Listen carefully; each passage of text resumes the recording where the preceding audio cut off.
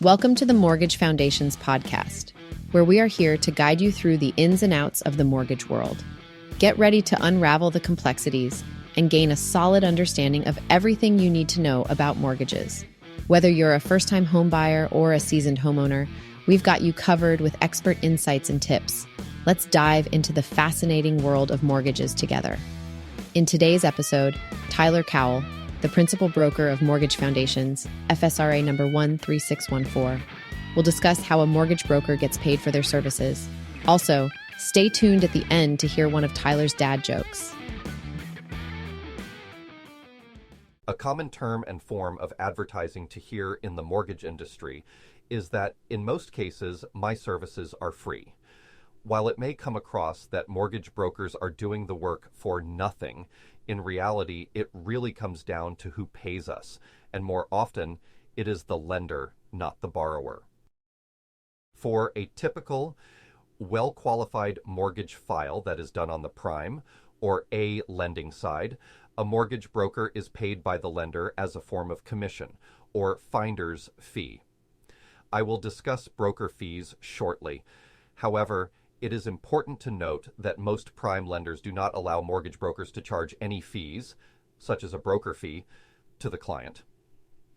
If you are having a mortgage done by a broker where a broker fee is being charged and it is with a prime lender, it is recommended to discuss this with the broker and lender to ensure everything is being done properly. A finder's fee is paid to the mortgage broker by the lender after the mortgage has funded, also known as the closing day, and is generally a percentage of the mortgage amount. A typical percentage is 1% of the funded amount. However, it varies amongst lenders and is higher or lower depending on the length of the term. On top of the finder's fee, a mortgage broker may also receive other incentives, such as volume bonuses, from lenders that a mortgage broker uses commonly, or efficiency bonuses from lenders to award mortgage brokers that send quality files or promotions that are offered by lenders from time to time. Another form of commission that a mortgage broker may make from a lender are trailer fees. A trailer fee is a form of commission that is paid over time rather than all up front. A finder's fee is still paid shortly after closing the mortgage. However, it is smaller than normal since a portion of it is paid out annually. This method of getting paid is preferred by some brokers as it stretches out their income stream and may allow better control of funds. When a mortgage broker works on a file that is suitable for an alternative, also known as a B lender or a private lender, they may charge a broker fee, which is a fee for their services that is paid for by the client and is normally processed on closing day and collected by the client's lawyer and then sent to the mortgage broker. The reason that a broker fee may be charged on these types of files is that some of these lenders do not pay a finder's fee to the mortgage broker directly, or they offer a lower finder's fee than normal. It is important to note that a broker fee may not be charged on alternative files since the lender may offer a suitable finder's fee to compensate the mortgage broker. If a broker fee is being charged, it could be that the lender does not pay a finder's fee, or there was a substantial amount of work put into the file, or a combination of both. Most private mortgages will feature a broker fee as the majority of private lenders do not pay the mortgage broker any compensation.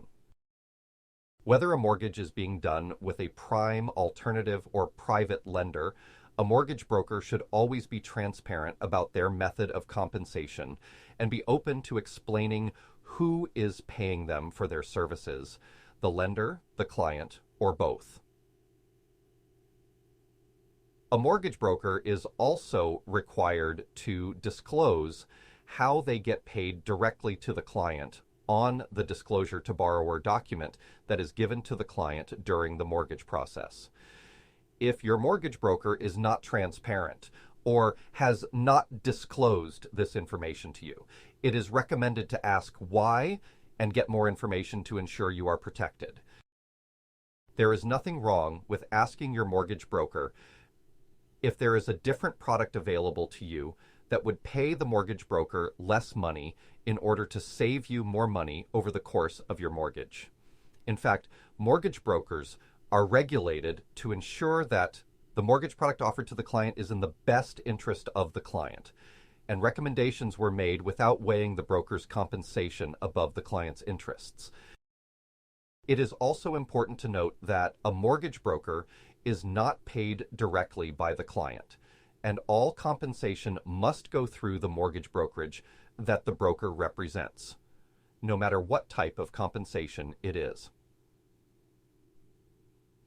If your mortgage broker or agent is requesting payment directly, you should discuss this with the principal broker of the brokerage or the regulator, the Financial Services Regulatory Authority of Ontario.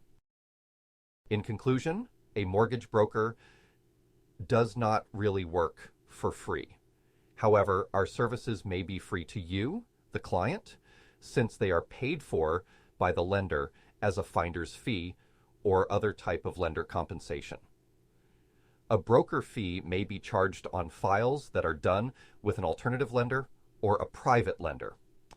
All compensation earned by a mortgage broker or agent is to be paid through their mortgage brokerage and is never paid directly to the broker or agent. Lastly, a mortgage broker is regulated to not put their commission ahead of your best interests and must be transparent and disclose how they get paid and who pays them. If your mortgage broker is not, you should question why. In today's episode, we explained how a mortgage broker gets paid for their services and who pays them. Thank you for tuning into Mortgage Foundations, and remember, every home starts with a foundation. Your mortgage should too. Time for this week's dad joke, which I may have used once or a few hundred times myself. A sales manager concludes an interview by asking, "What starting salary were you looking for?" The applicant replies, "Well, I guess $250,000 a year would be good."